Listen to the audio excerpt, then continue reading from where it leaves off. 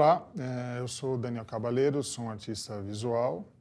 Vim aqui para falar um pouco de meio ambiente com a cidade, sobre natureza, o Cerrado, tudo ao redor de um trabalho, um projeto de arte que eu faço numa praça pública aqui em São Paulo, que chama Cerrado Infinito. O Cerrado Infinito, ele é uma reconstrução da visualidade da vegetação nativa de São Paulo antes da cidade. E ele é meio que uma resposta a uma pergunta que eu me fiz há uns anos anteriores, né? Aproximadamente 2009, que era qual é a natureza de São Paulo, o que existia aqui antes da cidade, né? Foi uma pesquisa que eu iniciei naquela época, onde eu fui visitar desde jardins, parques, até algumas reservas dentro da cidade. Mas o que eu queria entender é o que tinha antes dos edifícios, das casas, né? Que tipo de vegetação teria aqui, como que era essa paisagem. E rapidamente percebi que não encontraria isso em jardins, e nessas áreas que sobraram, elas são áreas muito construídas pelo homem, elas não são naturais. Então, depois de um certo tempo, comecei a entrar em terrenos baldios e tentar ver o que tinha nessas áreas, nesses lugares que a gente passa por eles e nem percebe o que tem dentro, né? Em geral, aquele matagal alto, né? Associação a lixo, alguma coisa que não é muito agradável, né? Os terrenos baldios são áreas invisíveis, né, na cidade. Eles não são uma referência em geral, né? Ninguém se encontra num terreno baldio. Vou te ver à tarde naquele terreno baldio. Esse tipo de coisa não existe, né? Então, o fato deles estarem sempre abandonados, ter pouca presença humana, faz com que a vegetação que se desenvolve ali, ela se desenvolva livremente. E sem cuidados, sem podas, sem nenhum tipo de construção de jardinagem. Então eu passei algumas temporadas em vários que eu fui visitando, até começar a entender visualmente dois tipos de vegetação que tinha nessa situação.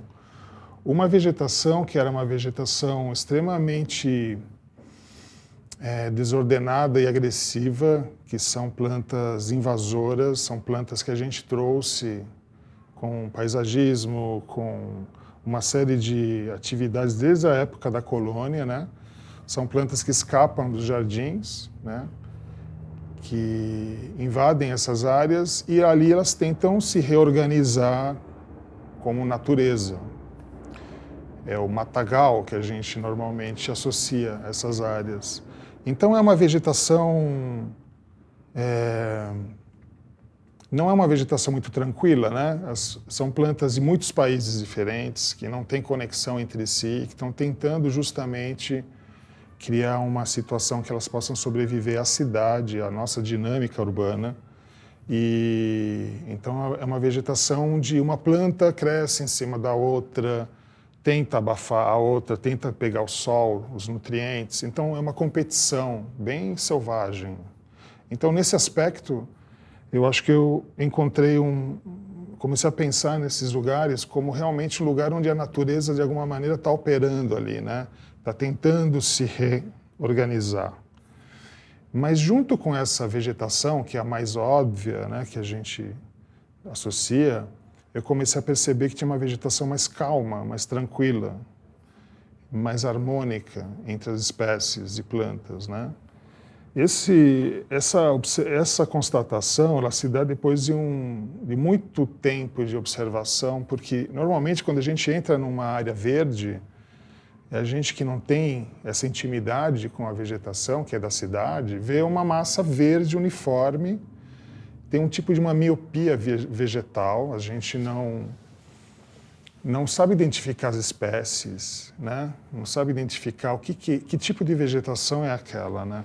Então é preciso ter um pouco de contemplação, de calma, né? De convívio. E a partir desse convívio comecei a estabelecer que tinha dois tipos de vegetação. Essa que eu narrei, que é essa vegetação de matagal, e outra vegetação que, como eu falei, era mais tranquila. Essa vegetação, ela é uma vegetação campestre.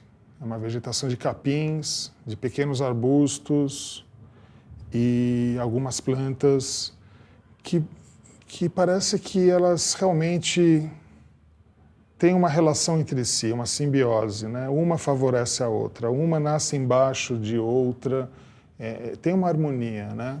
E essa coexistência desses dois grupos me intrigou bastante. E aí eu comecei a pesquisar exatamente essa vegetação mais serena, vamos dizer assim, e fui entendendo que ela era uma vegetação de campos, uma vegetação associada ao cerrado. E aí eu pensei, cerrado em São Paulo, como que seria isso, né? E aí a história revela as coisas, né? São Paulo, ele começou como uma vila, a Vila de São Paulo dos Campos de Piratininga, né? E os Campos de Piratininga, o que eram?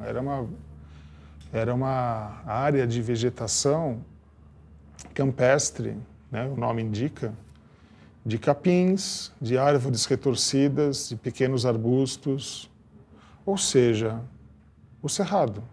E aí isso entrou, de certa maneira, num certo choque, porque a gente, urbanizado, vivendo, nascido na cidade, a gente nunca ouviu falar do Cerrado, não se fala muito do Cerrado. Se fala da Amazônia, se fala da Mata Atlântica, que é onde a gente está, né? Sempre a Mata Atlântica quase desaparecendo, então muitas campanhas em cima disso. A gente cresceu com essa ideia da Mata Atlântica aqui na cidade. Então, quando comecei a perceber a coisa do Cerrado e a encontrar outros pesquisadores do assunto, eu fui aos poucos constatando e pesquisando em relatos de naturalistas, de artistas viajantes, dos jesuítas, bandeirantes, toda essa história de São Paulo, que na verdade o que existia aqui na região eram campos de cerrado, e o que é muito curioso, porque a gente está justamente numa área que normalmente seria o domínio da Mata Atlântica, né? Então, como que tem cerrado dentro de uma área de Mata Atlântica e como que São Paulo, então, cresce em cima de um cerrado, de um campo de cerrado?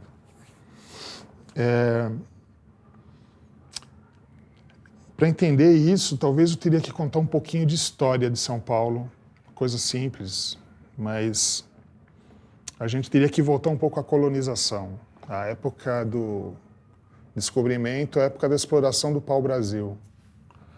O pau-brasil foi a primeira atividade dos portugueses aqui, né? E o pau-brasil ele dá em todo o Nordeste, na Mata Atlântica do Nordeste, e vai vindo até o Rio de Janeiro. Do Rio de Janeiro para baixo, portanto, São Paulo, não tem pau-brasil.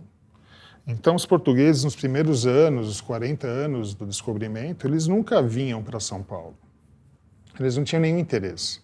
Eles vinham com seus barcos, paravam na Bahia, no Rio, lugares desse tipo, e trocavam com os índios as toras do pau-brasil por facões, por necessidades, por produtos que para os índios era uma grande novidade, era um avanço tecnológico também. Então existia uma certa tranquilidade nessa relação comercial dos portugueses com os índios, nessa troca pelo pau-brasil. E durante algumas décadas foi assim. Até que alguns portugueses que ficavam aqui, que começaram a querer viver com os índios, né? E com razão, porque talvez a forma de viver dos índios na época fosse mais saudável do que a de Portugal na época medieval, né? Então, alguns portugueses, por vários motivos, eles acabavam ficando aqui, andando com os índios, né? E nessas caminhadas e andanças, e tinha muito índio, né? E muita cidade indígena, a gente não associa índios com cidades, mas tinham povos muito desenvolvidos aqui, né? Eles descobriram caminhos indígenas, trilhas, estradas que levavam a vários lugares pelo continente sul-americano. Entre essas, essas trilhas são chamadas de peabirus, né? Uma que saía de São Vicente, onde hoje é a cidade de São Vicente, e que passa por São Paulo e vai até Cusco, no Peru, ou seja, no Império Inca. Então, os guaranis do litoral de São Paulo, eles se conectavam com os incas do altiplano peruano. E quando esses europeus viram o Império Inca, eles voltaram falando de uma cidade cheia de ouro, né? Cheia de riquezas.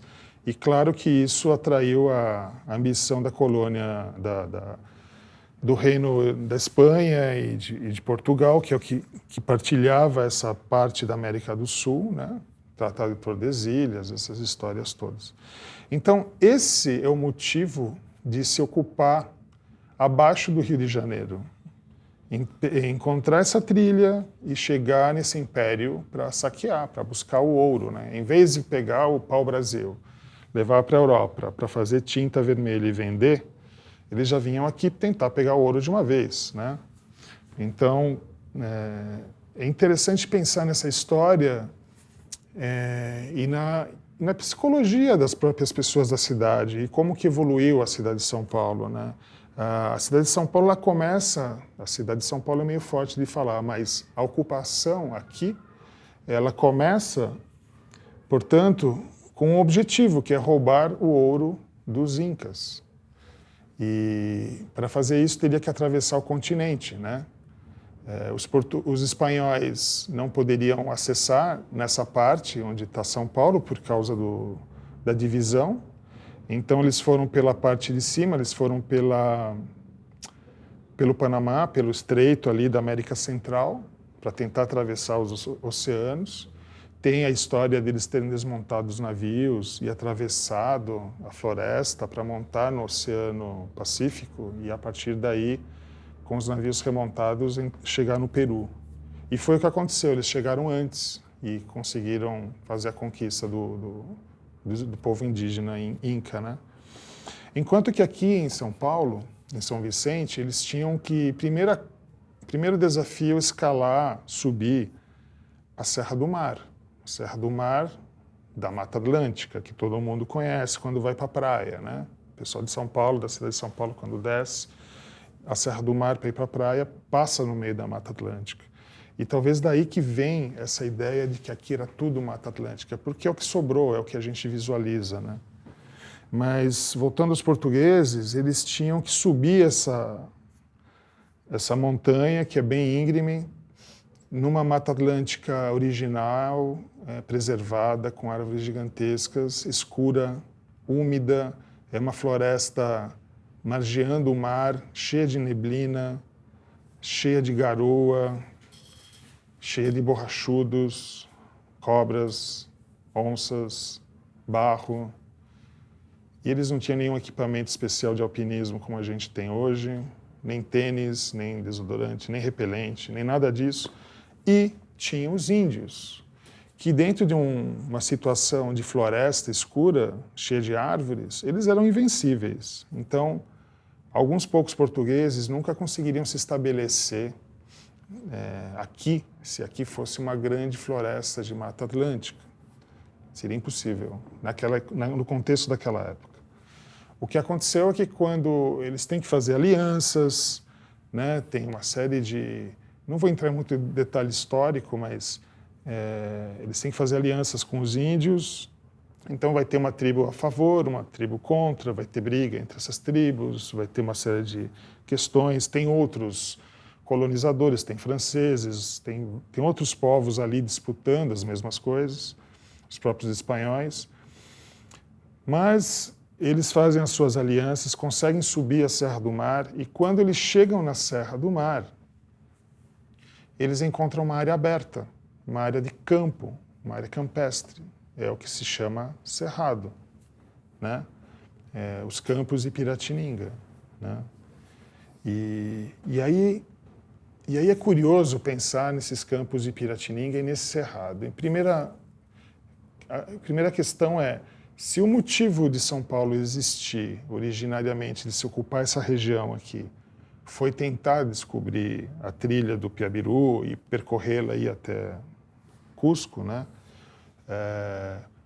Isso só é possível porque eles conseguiram um lugar para conseguir estabelecer uma base, né? Um lugar para ficar, que não fosse no litoral, que fosse no interior. E isso só aconteceu por causa da vegetação. Então eu posso afirmar, assim, e algum estudioso pode me contestar, mas São Paulo só é possível, ela só existe por causa dessa vegetação de cerrado que existia aqui. Porque a vegetação de cerrado ela é aberta, você consegue ver os índios vindo e se preparar para isso. Ainda mais onde a gente estabeleceu a cidade, que é no pátio do colégio, naquele morro, né? Que ele tem uma série de características.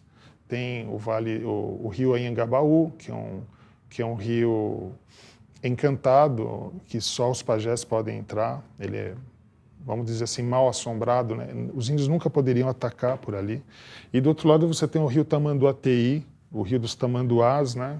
Que já indica também a presença do cerrado, que é um pântano, que é uma área intransponível, que você está no morro e você tenta atacar o morro pelo pântano, não vai dar certo, né? De maneira que eles só tinham uma área onde eles poderiam serem atacados, então eles estavam numa área mais alta, eles conseguiam ver os movimentos e se defender, e não deve ter sido fácil. São Paulo quase acabou algumas vezes pelos ataques indígenas, mas eles conseguiram, tanto que a gente está aqui, né? E é interessante pensar eu gosto de pensar em uma relação afetiva dos colonizadores, na minha imaginação, mas acho que deve ser possível, com esse lugar. Porque imagina os caras pegando o mar com aqueles barquinhos de madeira, atravessando o oceano, depois tendo que atravessar toda a Mata Atlântica, para eles um ambiente totalmente hostil, né? Não existia essa visão de beleza da mata tropical naquela época. Aquilo era o inferno verde, né? Era um lugar que os seres humanos não conseguiam viver, né? Na concepção europeia, né? É um lugar difícil. Então, depois de tudo isso, eles chegam num lugar como o Cerrado de São Paulo, os campos de Piratininga, que é muito, muito parecido com a vegetação que da borda do Mediterrâneo, de Portugal, da Espanha, da França, vai até a Grécia, o Marrocos. Toda a vegetação mediterrânea, do Mediterrâneo, ela é chamada de garrigue. Ela, inclusive fui lá esse ano, estive na França e fui pesquisar essa vegetação. Ela realmente é um cerrado, ela visualmente, espacialmente, a relação das plantas e das árvores, a sensação do corpo, assim, é como se você estivesse num cerrado. E é um cerrado muito particular, é um cerrado que tem pinheiros, né? Estamos na Europa, né? Não é um cerrado, né? Mas é uma área que tem uma influência da savana africana. Enfim, é uma história mais longa, mas visualmente ela é muito análoga ao cerrado. Tanto que muitas plantas aqui de São Paulo têm nomes de plantas europeias. Por exemplo, tem o alecrim do campo, que não é um alecrim, mas ele parece o alecrim que é abundante lá nessa vegetação europeia, né? Então, quando esses portugueses chegam aqui e veem essa vegetação, eles se sentem muito confortáveis, muito em casa, porque eles são pessoas que cresceram nesse ambiente de cerrado europeu. Então, acho que começa a rolar uma certa nostalgia de casa, um bom lugar para viver, e aí eles começam a querer ficar realmente aqui.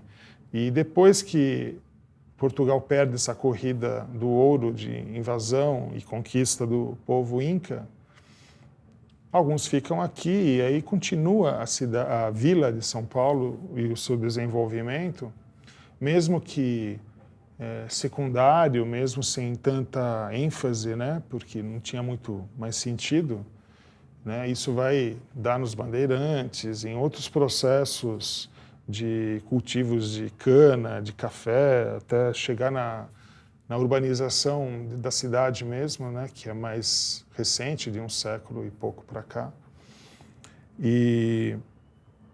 Mas eles ficam aqui, né? E esse cerrado ele existiu enquanto a cidade não o devorou, né? Os últimos registros mais consistentes dessa vegetação foi feita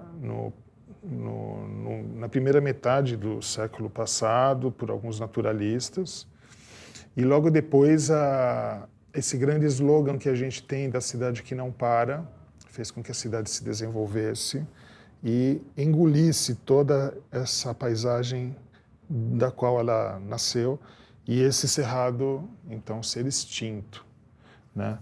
E aí, para pensar, para fechar essa ideia, queria dizer assim que o cerrado ele existe aqui porque ele é uma vegetação muito mais antiga do que a vegetação da Mata Atlântica, e esse cerrado de São Paulo ele é um relicto, né? Ele é uma vegetação, então, uma amostra de vegetação sobrevivente de eras mais antigas. E eu gosto de pensar que o Cerrado de São Paulo ele é o primeiro cerrado, ele é a porta do sertão. Foi daqui que a gente definiu toda a ocupação do território, que definiu o país do Brasil. E o Cerrado é um bioma que praticamente só existe no Brasil e que cola todos os outros estão ao redor do Cerrado. Tem um pouquinho no Paraguai, na Bolívia, alguma coisinha, mas ele é essencialmente um bioma brasileiro, né? A savana brasileira. E, bom, tudo isso eu fui pesquisando a partir de um terreno baldio, a partir dessas ideias. E aí, voltando para o Cerrado Infinito, o que eu fazia era fazer desenhos e observação dessas plantas para estudos botânicos, ainda elaborando isso como um trabalho de arte, né? E coletando essas plantas e para justamente fazer esses estudos.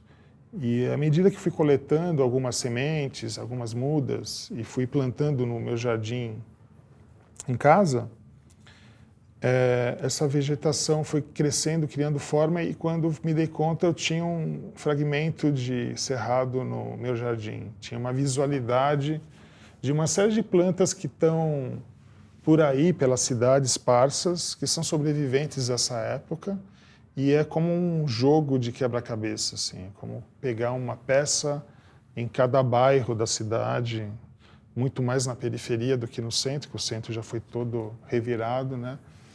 Mas ainda tem algumas coisinhas por aqui. E aí eu acho que o trabalho começou a acontecer à medida que esse jardim foi se desenvolvendo, né? De conseguir trazer essa paisagem de volta, né?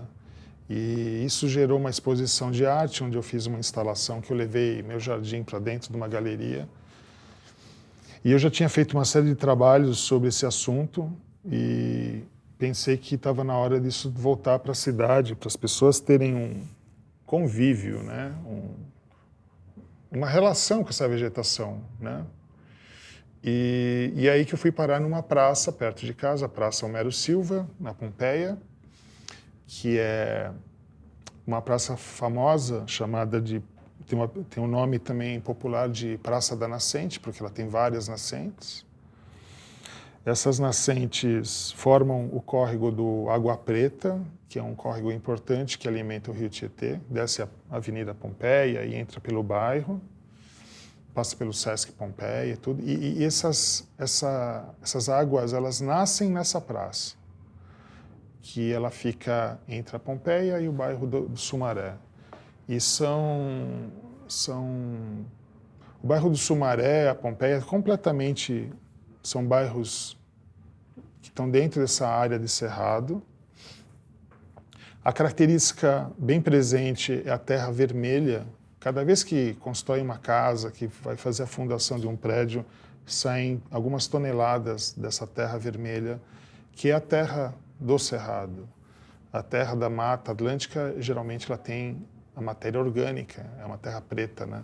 E a terra do cerrado é uma terra vermelha e mais pobre de nutrientes, né?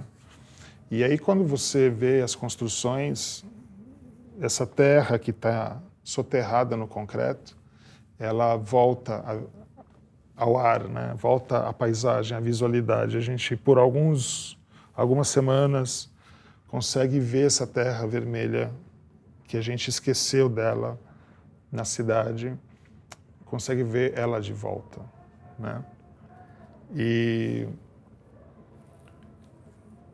aí, quando comecei o projeto do Cerrado na praça, as pessoas acharam muito interessante, né, a ideia de trazer vegetação do Cerrado, mas elas não entendiam de onde vinha essa vegetação. Se eu trazia de Goiás, do Tocantins e Minas.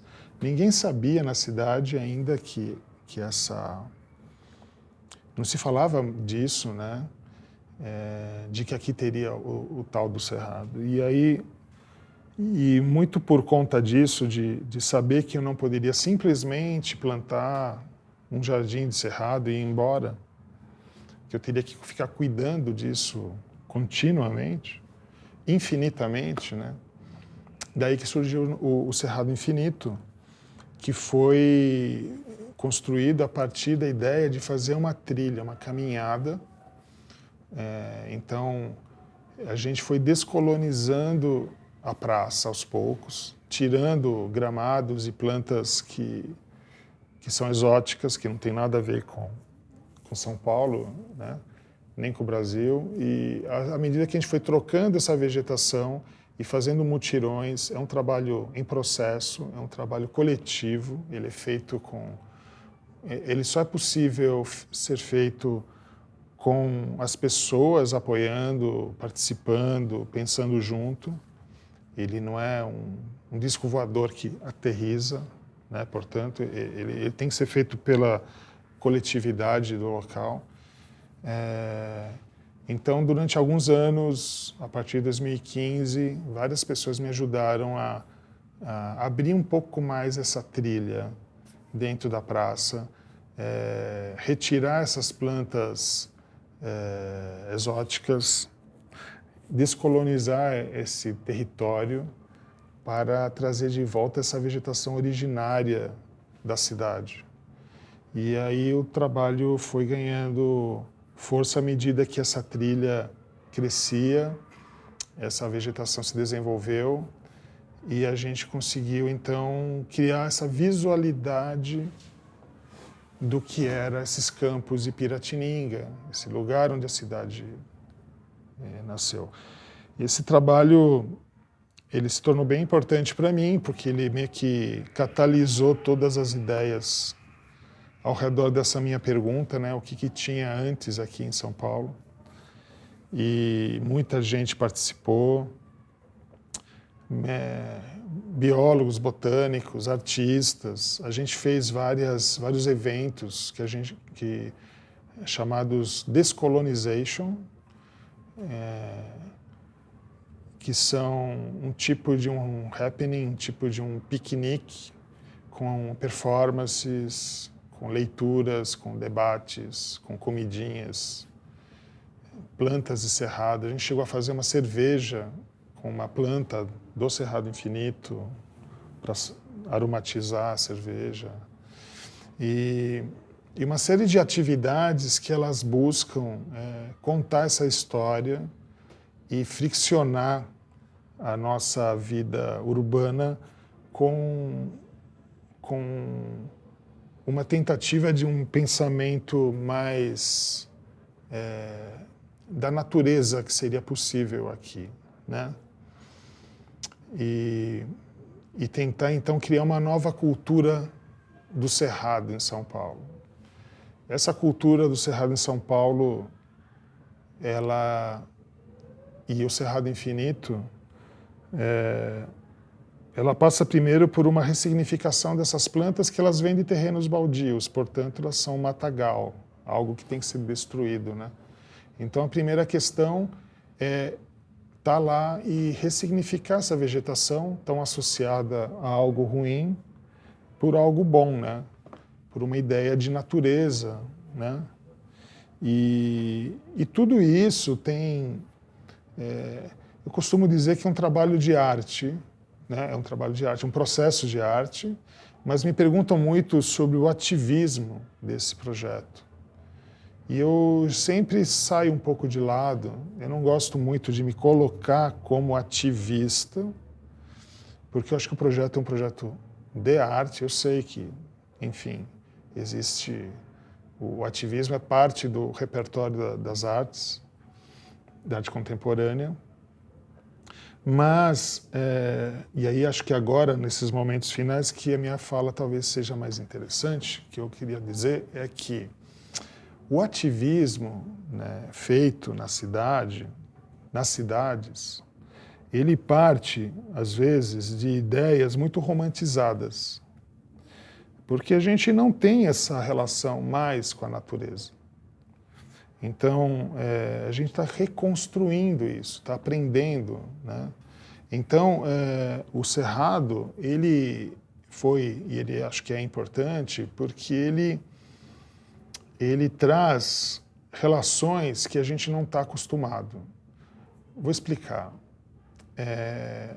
As cidades se desenvolvem em cima da agricultura, né?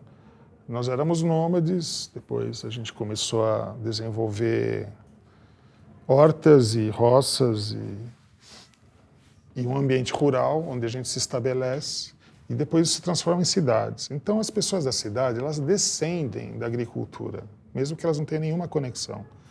Mas a nossa cultura relacionada às plantas, ela está muito baseada nessas questões da agricultura, como, por exemplo, o adubo, a ideia da fertilidade, né? A agricultura começa lá no Oriente, né? E a ideia, ela está sempre na fertilidade, no humus e minhoca, nas composteiras que muita gente tem, né? De reciclar o próprio lixo. Então, essas ideias, elas acabam harmonizando com ideias da floresta, ideias da Amazônia, da Mata Atlântica, das grandes florestas, onde existe muita matéria orgânica, muita terra preta, portanto, né? E aí você tem agrofloresta, permacultura de vários tipos, né? Que justamente a agrofloresta, né, ela vai utilizar essa ideia da terra viva, dessa terra fértil, com minhocas e bichinhos e tudo mais,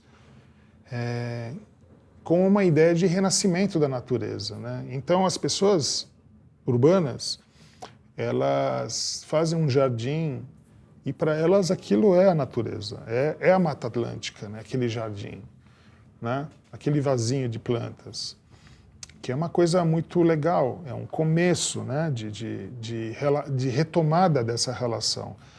O Cerrado e o Cerrado Infinito como projeto, ele trouxe uma coisa que as pessoas não imaginavam, que é uma terra ruim, uma terra vermelha, arenosa, pobre de nutrientes, e que você nunca deve adubá-la. Porque se você aduba essa vegetação do Cerrado, ela simplesmente morre. Simplesmente ela não prospera numa terra adubada. São plantas que se desenvolveram nessa terra ruim. Então, o que o projeto acaba trazendo, a partir dessa questão da terra ruim, é que você tem que repensar toda a tua relação com a natureza, né? Já tem que repensar e ressignificar uma vegetação associada a terrenos baldios. Você já tem que entender que as tuas técnicas, o pouquinho que você aprendeu você, ativista, pessoa ligada a meio ambiente dentro da cidade, que está lá com teu saquinho de hummus e minhoca. O Cerrado, ele fala, não quero, eu não preciso disso.